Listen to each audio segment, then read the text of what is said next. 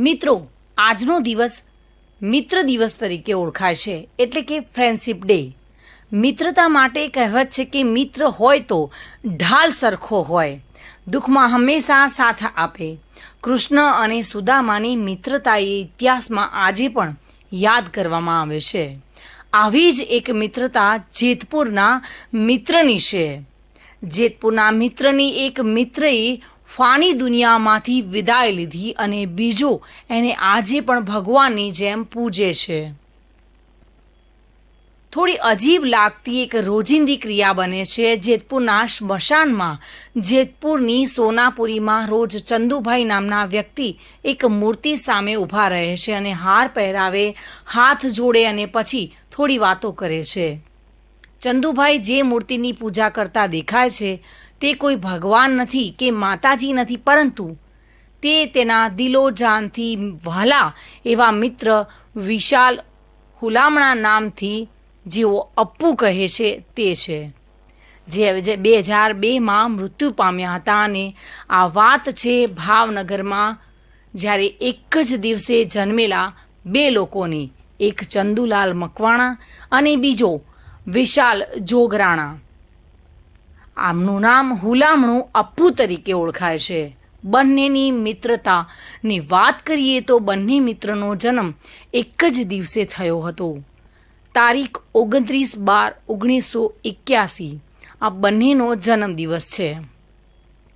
બંનેની મિત્રતાની શરૂઆતની કોઈ ચોક્કસ અને ખાસ કોઈ વાત નથી, પરંતુ તેઓ નાના હતા ત્યારે જ ચડ્ડી મિત્ર બનેલા અને પછી તો એકબીજાના પડછાયાની જેમ સાથી રહેવા લાગ્યા.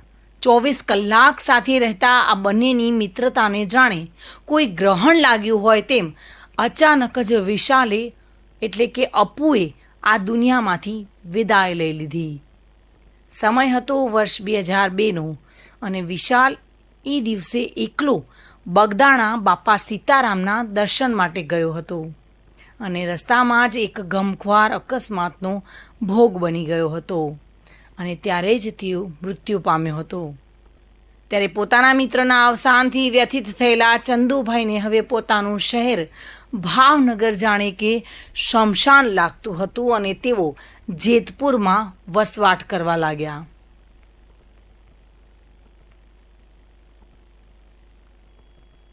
તો આજના કળયુગમાં પણ મતલબ જ મિત્રતા છે. ત્યારે ચંદુભાઈની તેના મિત્ર માટેની આસ્થા અને તેની મિત્રતા જોઈને કોઈને પણ ઈર્ષા થાય તે ચોક્કસ છે. અને આજના આ ફ્રેન્ડશિપ દિવસે દરેક મિત્રોએ ચંદુભાઈ જેવો મિત્ર મળે તેવી શુભેચ્છાઓ પાઠવી હતી.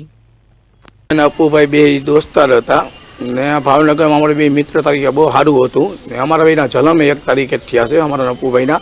પણ કુદરતને કરવું બગદાણા જતા અપ્પુભાઈનું એક્સિડન્ટ થઈ ગયું ને અપ્પુભાઈ એરા ગયા હતા. મને ભાવનગર ગમતું નહોતું તો 2006માં હું જેતપુર આવ્યો.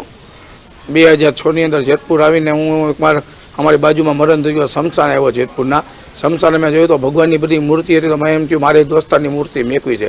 મેં અપ્પુભાઈની આ મૂર્તિ મેકી ને મૂર્તિ મેકીને કાયમ હવામાં ઉઠીને દીવાબત્તી કરવા આવું મને ખરેખર બહુ શુભ છે. શું કહેશો મિત્રતાને લઈને? મિત્ર તરીકે તો આવી મિત્ર તરીકે તો અમે જો ફૂલ મિત્ર તરીકે નિભાવી છે ને હજી નિભાવી છે. આ આવી છે અપ્પુ બાંધકામ અમારું છે, અપ્પુ ફર્નિચર, અપ્પુ નામના બધા પોટા હાથ એ બધું અમારા અપ્પુ નામના. અપ્પુ સમૂહનગર અમે કરવી જેતપુરમાં અમે અપ્પુભાઈના માનવાના અમારા દોસ્તારો બધા છે, એ બધા પગે લાગો આવે છે ને એ બધા બહુ માને છે. અમને ખરેખર બહુ આનંદ છે જેતપુરમાં. આજે ફ્રેન્ડશિપ ડે છે ને એમની ઉજવણી કેક કાપી આજ જેતપુરમાં ફેન્સિંગ ડે છે. તમે સવારમાં 8 વાગ્યાનું બધાને કીધું, 8:30ના આવી ગયા છે. દીવાબત્તી કરા અપ્પુભાઈને હાર ચડાવ્યો છે, ફેન્સિંગ ડે માંડ્યો, કેક કાપી બધા મિત્ર સર્કલ આવ્યા છે ને મિત્ર સર્કલ અમારું બહુ સારું છે. તારે અપ્પુ મારું નામ પિન્ટુભાઈ જાદવ છે. આજે ફ્રેન્ડશિપ ડે છે તો અમે અપ્પુભાઈને ફ્રેન્ડશિપ ડે બેલ્ટ બાંધવા આવ્યા છીએ. જે ચંદુભાઈ અને અપ્પુભાઈની મિત્રતા હતી, એમની મિત્રતાને જીવંત રાખવા માટે દર વર્ષે અમે ફ્રેન્ડશિપ ડે ઉજવીએ છીએ અને શમશાનમાં આવી અપ્પુભાઈને ફ્રેન્ડશિપ ડે બેલ્ટ બાંધીએ છીએ. ચંદુભાઈ અને અપ્પુભાઈની મિત્રતા કોની સાથે સરખાવી શકાય? કૃષ્ણ અને સુદામા જેવી મિત્રતા છે કે જે ભલે ભગવાન કૃષ્ણ સોનાની દ્વારકા નગરીનો રાજા હતો છતાં પણ એના ગરીબ મિત્ર નહોતો ભૂલ્યો. એવી રીતે ચંદુભાઈ અને અપ્પુભાઈ છે કે બંને જોકે નાનેથી સાથે જ રહેતા હતા, પણ ક્યાંક એવો દિવસ આવ્યો જ્યારે અપ્પુભાઈ બગદાણા જતા હતા ત્યારે એમનું એક્સિડન્ટમાં મૃત્યુ થયું. પણ તોય ચંદુભાઈએ ક્યાંક ને ક્યાંક એમને જીવંત રાખવા માટે એમની અંદર જ તો છે જ, એમને આસ્થા છે જ, પણ તોય છતાં એમને અહીંયા એમનું સ્ટેચ્યુ બેસાડી રોજ સવારે સ્મશાને આવી સવારે કામ ધંધો ચાલુ કરતા પહેલાં અહીંયા અપ્પુભાઈને દીવાબત્તીને એવું એમ ફુલાર કરીને પછી એમને યાદ કરીને પછી ગમે એ કામની શરૂઆત કરે છે. સુરેશ ભાલિયા સાથે bureau report, today Gujarati news.